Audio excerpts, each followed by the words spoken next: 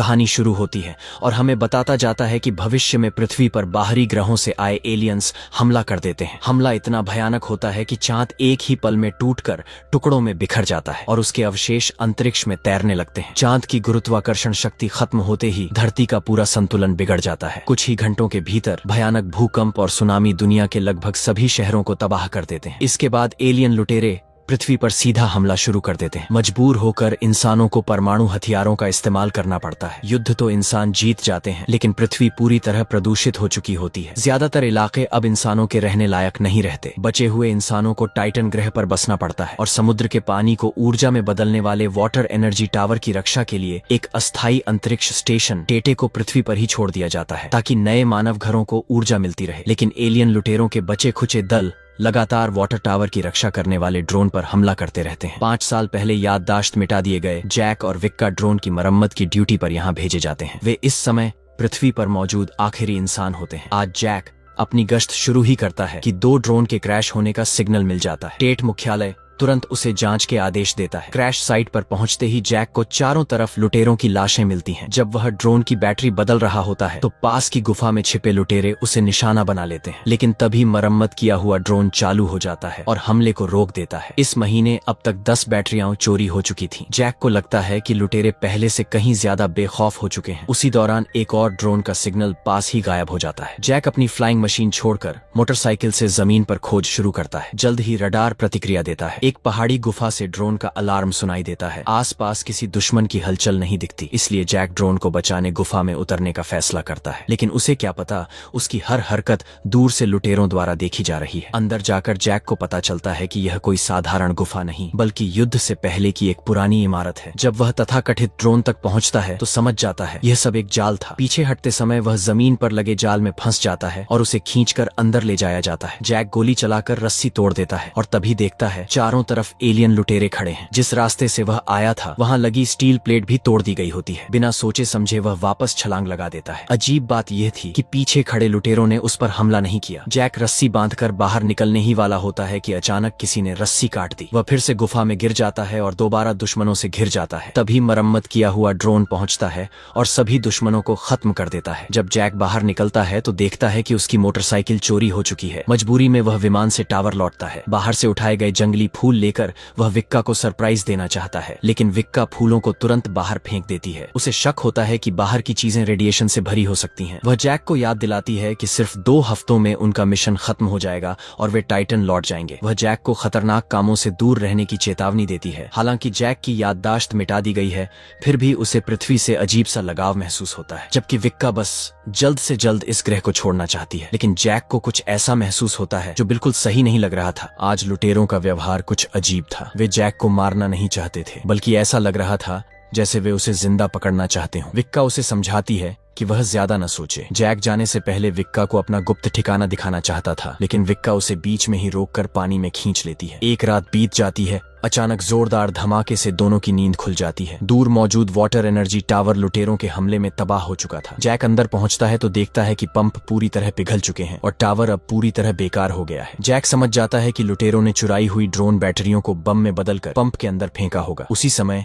एक अजीब सिग्नल पकड़ा जाता है जो पृथ्वी के बाहर भेजा जा रहा था। जैक तुरंत उस दिशा में उड़ान भरता है। वहां पहुंचकर वह चौंक जाता है, क्योंकि यह इमारत बिल्कुल वैसी ही थी जैसी वह अपने सपनों में देखता आया था। अंदर जाकर जैक को एक ट्रांसमीटर मिलता है। लुटेरों ने इस इमारत को एक विशाल एंटेना में बदल दिया था। विक्का सिग्नल को डिकोड करती है तो पता चलता है कि यह एक नेविगेशन बीकन है, लेकिन इसका गंतव्य सिर्फ एक सुनसान इलाका था। वहाँ कुछ भी नहीं था। जैक सिग्नल काट देता है। वापसी में वह विक्का से झूठ बोलता है कि वह रेडिएशन जोन की सीमा जांच रहा है, जिससे संचार टूट सकता है। इसके बाद वह विमान को एक गहरी घाटी में ले जाता है और विक्का से संपर्क तोड़ देता है। एक छुपे हुए सुरंग से निकलते ही वह एक स्वर्ग जैसे इलाके में पहुंच जाता है। यही था जैक का गुप्त ठिकाना। छोटी सी झोपड़ी में पुरानी दुनिया की किताबें रखी थीं। यही हमेशा रहना जैक का सपना था। जैसे ही वह सुकून महसूस करता है, वही पुरानी यादें फिर से उसके दिमाग में उभर आती हैं। वह घबराकर जागता है और देखता है आसमान से एक अंतरिक्ष यान धरती की ओर गिर रहा है। जैक तुरंत वहां पहुंचने के लिए उड़ान भरता है। विक्का समझ जाती है कि जहाज जिस जगह गिरा है वही स्थान था जिसकी ओर सिग्नल इशारा कर रहा था। टेट मुख्यालय से आदेश आता है, ड्रोन भेज दिए गए हैं, जैक को उस इलाके से हट जाना चाहिए। लेकिन जैक इनकार कर देता है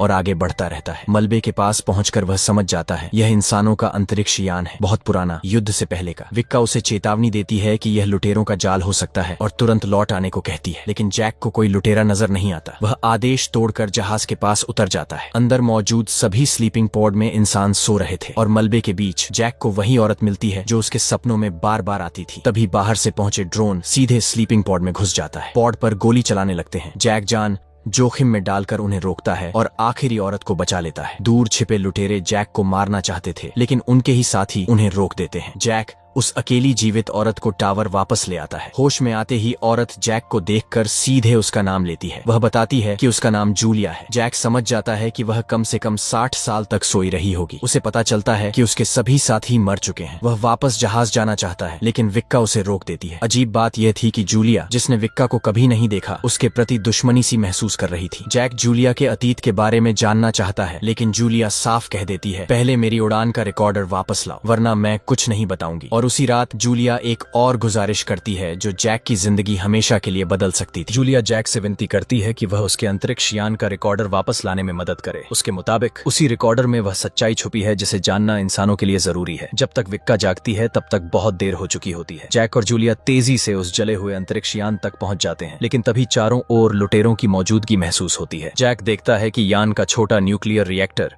पूरी तरह से तोड़ फोड़ किया जा चुका है। वह तुरंत जूलिया को पीछे हटने की चेतावनी देता है। जूलिया किसी तरह रिकॉर्डर हासिल कर लेती है, लेकिन उसी पल चारों तरफ से लुटेरे उमड़ पड़ते हैं। भागने की कोशिश में जैक पर पीछे से हमला होता है। वह तुरंत विमान का ऑटो रिटर्न सिस्टम चालू कर देता है, लेकिन खुद बेहोश हो जाता है और अगले ही पल दोनों को लुटेरों के अड्डे में कैद कर लिया जाता है। विक्का टेट मुख्यालय को बताती है कि जैक से संपर्क टूट गया है और खोज के लिए ड्रोन भेजने को कहती है। जब जैक होश में आता है तो सामने एक बूढ़े आदमी का चेहरा दिखाई देता है। वही आदमी लंबे समय से जैक पर नजर रखे हुए था। जैसे ही रोशनी जलती है, जैक चौंक जाता है। यहाँ कोई एलियन नहीं थे, सबके सब इंसान थे। वे अजीब कपड़े इसलिए पहनते थे ताकि ड्रोन की स्कैनिंग से बच सकें, क्योंकि असली दुश्मन लुटेरे नहीं, ड्रोन थे। ड्रोन का असली मकसद इंसानों को खत्म करना था। जब इंसान लगभग खत्म होने वाले थे तो बचे हुए लोगों ने एक आखिरी दांव खेलने का फैसला किया। उन्होंने दशकों लगाकर ड्रोन की कोडिंग तोड़ी। एक ड्रोन बैटरी से उन्होंने बम बनाया। अगर 10 बैटरियां और एक न्यूक्लियर रिएक्टर जोड़ दिया जाए तो वह बम टेट को भी तबाह कर सकता है। लेकिन समस्या ये थी कि ड्रोन को कंट्रोल करने की उनके पास अनुमति नहीं थी। इसीलिए उन्होंने जैक को पकड़वाया था ताकि वह ड्रोन को कंट्रोल कर सके। इसी बीच टेट के ड्रोन जैक की जैविक पहचान ट्रेस कर लेते हैं। नेता जैक से कहता है, ड्रोन को ऐसा प्रोग्राम करो कि वह बम लेकर सीधे टेट स्पेस स्टेशन पहुंचे और इस युद्ध को हमेशा के लिए खत्म कर दे। जैक मना कर देता है तो वे जूलिया की जान से उसे धमकाते हैं। अचानक चेतावनी सायरन बज उठता है। ड्रोन ने ठिकाने का पता लगा लिया था।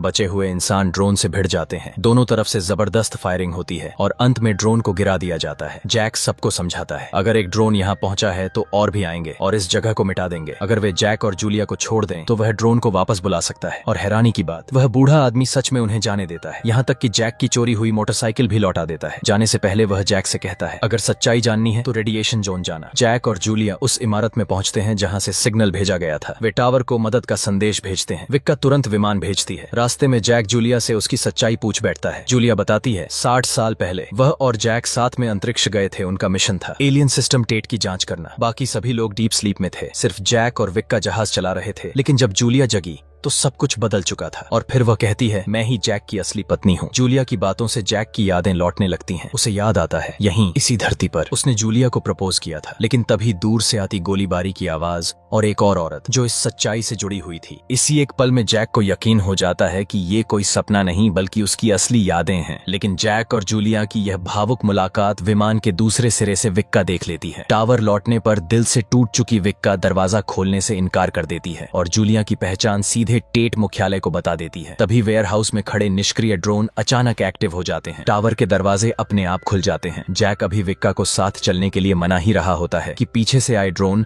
उसे गोली मार देते हैं। विक्का, जिसका सपना था टाइटन जाना, वहीं मारी जाती है। ड्रोन जैक पर भी हमला करता है, लेकिन बाहर मौजूद जूलिया उसे नष्ट कर देती है। मुख्यालय इसे ड्रोन की खराबी बताकर जैक को धोखा देना चाहता है और जूलिया को लेकर टेट लौटने को कहता है। लेकिन अब जैक किसी पर भरोसा नहीं करता। वह तुरंत विमान उड़ाकर वहां से भाग निकलता है। कुछ ही देर में 3 ड्रोन उसका पीछा करने लगते हैं। जैक बादलों में घुसता है और बिजली की मदद से बचने की कोशिश करता है, लेकिन ड्रोन जल्दी ही सामान्य हो जाते हैं। जैक घाटी में उतर जाता है, झरने के पीछे छिपता है और पीछे से हमला करता है। वह तीनों ड्रोन को अलग अलग कर देता है और एक एक करके उन्हें खत्म करने लगता है। गुफा के मुहाने की चट्टान तोड़कर पहला ड्रोन गिरा देता है। ड्रोन की कमजोरी जानकर दूसरे को भी ढेर कर देता है। तीसरा ड्रोन लौट आता है, लेकिन जैक मैनुअल कंट्रोल का फायदा उठाकर संकरी दरार से निकल जाता है। बच निकलते ही वे रेडिएशन जोन की सीमा से टकरा जाते हैं। जैक को मुड़ने का मौका भी नहीं मिलता कि दूसरे ड्रोन से टक्कर हो जाती है। विमान गिरने वाला होता है। मजबूरी में जैक को इजेक्ट करना पड़ता है। वह रेडिएशन जोन में गिरता है, लेकिन हैरानी की बात यहाँ कोई रेडिएशन था ही नहीं। जब वह ड्रोन देखने जाता है तो एक और मरम्मत विमान दिखाई देता है और उसका पायलट खुद जैक जैसा ही दिखता है। वह समझ जाता है ये भी उसी की तरह एक और जैक है। उसे शांत करने के लिए जैक पहले उसका हथियार हटा देता है, लेकिन जूलिया को देखकर दूसरा जैक विचलित हो जाता है। उसे भी जूलिया की यादें थी। मौका पाकर जैक उसका हथियार छीन लेता है। संघर्ष के दौरान चली गोली जूलिया को लग जाती है। जैसे ही ड्रोन सक्रिय होता है, जैक दूसरे जैक को काबू में कर ड्रोन की बैटरी निकाल देता है। तभी उसकी नजर घायल जूलिया पर पड़ती है। जैक जूलिया को छांव में लिटाता है